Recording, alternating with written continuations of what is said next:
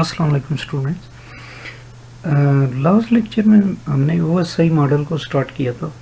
तो OSI model की कुछ लेयर्स हमने देख ली थी, सेशन लेयर तक हमने डिस्कस कर लिया था। तो आज वहाँ से आगे से हम स्टार्ट करते हैं ट्रांसपोर्ट लेयर। तो ट्रांसपोर्ट लेयर के कुछ अहम फंक्शंस जो हैं वो आपके सामने मैंने पॉइंट्स की सूरत में लिख दिए हैं। ट्रांसपोर्ट लेयर का जो फर्स्ट फंक्शन है वो ये है भाई, डिलीवर्ड एरर फ्री। डेटा को एरर फ्री तरीके से डिलीवर होना है फ्रॉम सेंडर टू रिसीवर।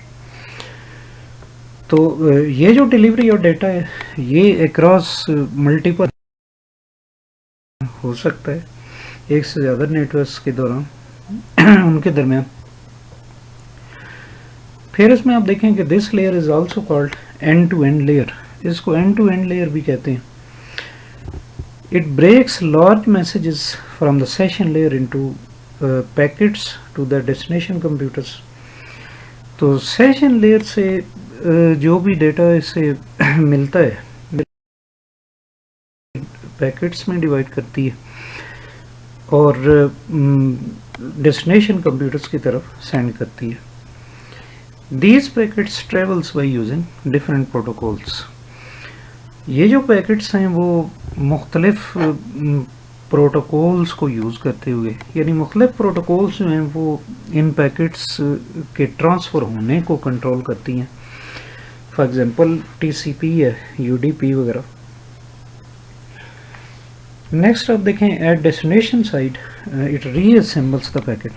तो दूसरी साइड पे जब पैकेट पहुंच जाता है तो वहाँ पे फिर उस पैकेट एक ही मैसेज के जितने पैकेट्स होते हैं उन्हें फिर रीअसेंबल करके दोबारा आपस में जोड़ के तो एक मेन जो मैसेज था उसकी सूरत में उन्हें असेंबल कर दिया जाता है।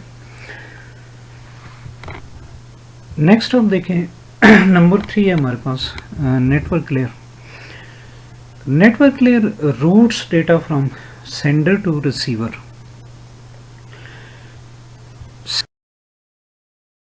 डेटा को रूट करने का जो काम है वो नेटवर्क लेयर करती है। रूट का मतलब क्या है कि असल में जब एक से ज़्यादा नेटवर्क की बात आती है, यानी डेटा ने जब एक बहुत दूर की लोकेशन पे ट्रैवल करना है और उसके दरमियान बहुत सारे नेटवर्क्स हैं, तो दरमियान में बहुत सारे पाथ फिर आ जाते हैं, बहुत सारे रास्ते आ जाते हैं डेटा की ट्रैवलिंग के लिए। तो कौन सा रास्ता बेहतर है डेटा की ट्रैवलिंग के लिए, तो ये लेयर इस बात का डिसीजन करती है।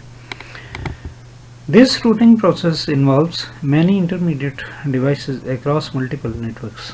तो ये जो रूटिंग प्रोसेस है रास्ते का इंतखाब और फिर मतलब उसके ऊपर फिर तो इसमें बहुत सारी डिवाइसेस दरमियान में आ जाती हैं।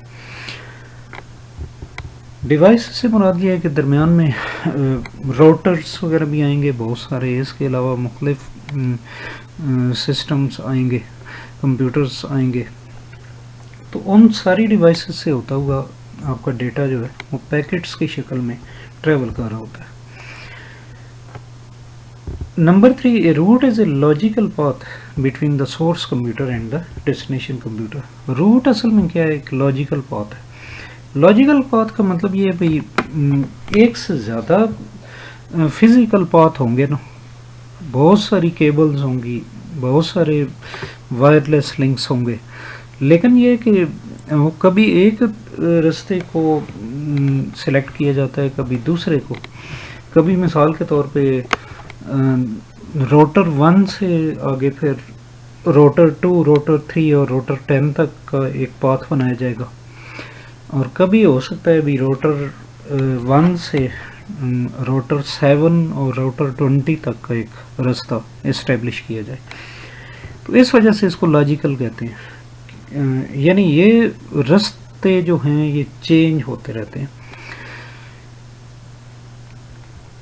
नंबर 4 देखें, network layer also performs the task of address translation. इसके अलावा नेटवर्क लेयर जो है वो एड्रेस ट्रांसलेशन का काम भी करती है। एड्रेस ट्रांसलेशन का मतलब क्या है कि एक आपका नेटवर्क है, उसके ऊपर जो डिवाइसेस के जो एड्रेसेस हैं कंप्यूटर्स के और जो बाकी डिवाइसेस उस नेटवर्क से कनेक्टेड हैं, उन एड्रेसेस को आईपी एड्रेसेस कहते हैं। तो इस तरह होता है भाई, एक नेटवर्क के अंदर आईपी की जो है उनकी तरतीब वो डिफरेंट हो सकती है, तो किसी दूसरे नेटवर्क के ऊपर डिफरेंट हो सकती है। एक आईपी एड्रेसिंग स्कीम को यूज़ करते हुए नेटवर्क से डेटा दूसरे आईपी एड्रेसिंग स्कीम को यूज़ करते हुए नेटवर्क की तरफ कैसे ट्रैवल करेगा डेटा। तो ये नेटवर्क लेयर इस बात को भी। Functions of router and IP protocols are handled in this layer. तो आपकी जो आईपी प्रोटोकॉल है उसका जो काम है एड्रेसेस असाइन करना, ट्रांसलेशन करना एड्रेसेस की, और इसके अलावा राउटर का जो फंक्शन होता है वो इसी लेयर के ऊपर आते हैं।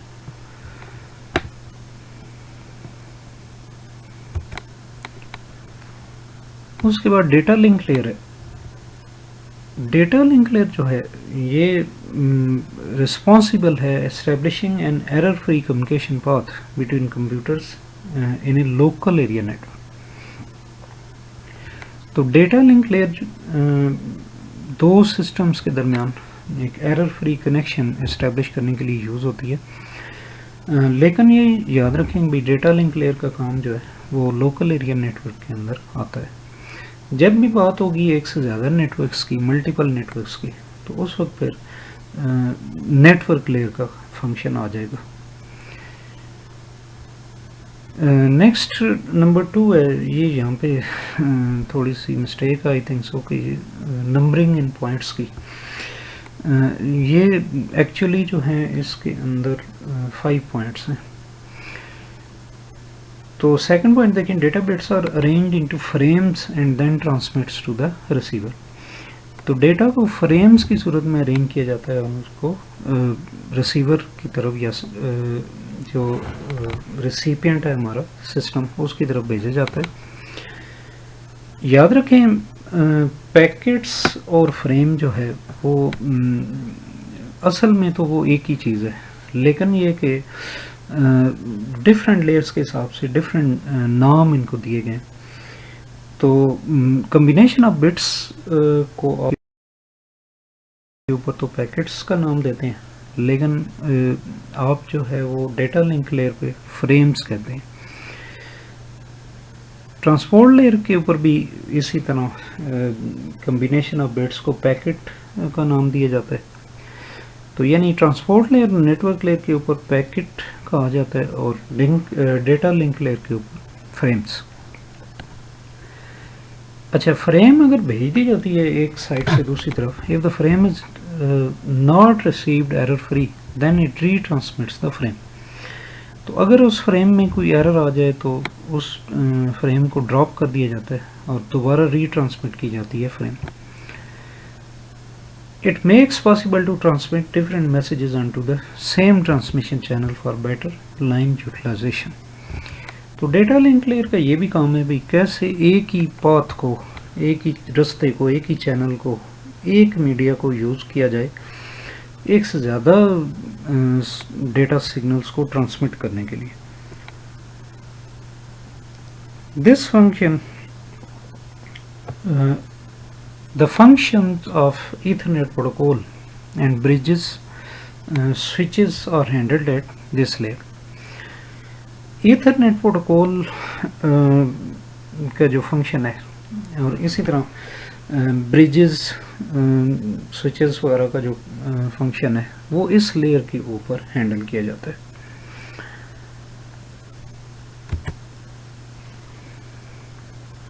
डेटा लिंक लेयर को आगे मज़ीद दो सब लेयर्स में डिवाइड किया जाता है। तो ये कौन कौन सी हैं? लॉजिकल लिंक कंट्रोल है LLC। दिस सब layer establishes and maintains links between the communication devices. तो असल में तो दो कम्युनिकेशन डिवाइसेस के दरमियान जो लिंक इस्टेब्लिश हो रहा होता है, जो बन रहा होता है, तो LLC उसको हैंडल कर रही होती है ये जो सब लेयर है। और उसके बाद है media access control MAC. This sub layer controls the way in which multiple devices share the same communication media. तो मीडिया एक्सेस कंट्रोल जो है ये सब लेयर कंट्रोल करती है कि कैसे एक जो मीडियम है जिसके ऊपर ट्रांसमिशन हो रही है, तो मल्टीपल डिवाइसेस उस एक मीडिया के ऊपर कैसे ट्रांसमिशन करेंगे। देन फिर उसके बाद हम आ जाते हैं फिजिकल लेयर पे। तो ये नंबर 1 लेयर है, यानी बॉटम मोस्ट लेयर है OSI मॉडल की। The physical layer encodes, decodes the data bits into signals recognized by the medium that will carry them. तो इस लेयर का ताल्लुक जो है वो फिजिकल कैरेक्टरिस्टिक्स के साथ है। एक नेटवर्क कोई भी है उसकी जो फिजिकल कैरेक्टरिस्टिक्स हैं, यानी डेटा बिट्स होते हैं, उनको कैसे सिग्नल्स की शक्ल में चेंज करना है, तब्दील करना है। तो इसी तरह सिग्नल में कैसे करना है, और फिर डेस्टिनेशन साइड पे सिग्नल्स को बिट्स में कैसे करना है। डेस्टिनेशन साइड पे ये प्रोसेस रिवर्स होगा। इसके अलावा फिजिकल लेयर के types of transmission media and there characteristics को हम डिस्कस करते हैं कि ट्रांसमिशन मीडिया केबल वगैरह कौन सी यूज़ हो रही है या वायरलेस मीडिया यूज़ हो रहा है, तो उसकी टाइप्स और कैरेक्टरिस्टिक्स क्या हैं।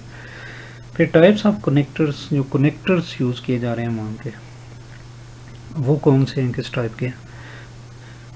फंक्शन ऑफ नेटवर्क कार्ड, वो भी इस लेयर के ऊपर आता है। फॉर एग्जांपल बिट्स को सिग्नल के अंदर चेंज करना या कन्वर्ट करना। तो OSI मॉडल की लेयर्स यहाँ पे ख़त्म हो गई।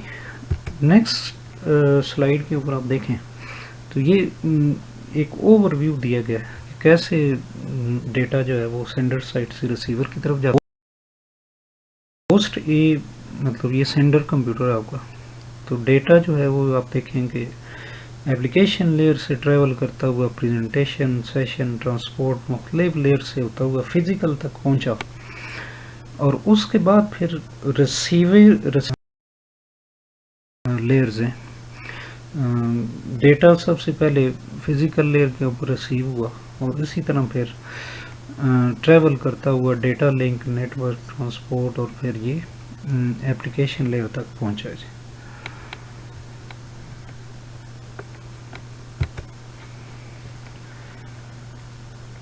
इस लास्ट स्लाइड के ऊपर ओवरऑल एक समरी दी गई है मुख्तलिफ लेयर्स की। तो आप देख सकते हैं भाई हर लेयर के साथ उसके अहम पॉइंट्स यहाँ पे मेंशन किए गए, और लेफ़्ट साइड पे ये भी दिखाया गया भी अपर लेयर्स कौन सी हैं और लोअर लेयर्स कौन सी हैं, और लोअर लेयर्स के ऊपर असल में फिज़िकली वो जो डेटा की ट्रांसमिशन है वो हो रही है।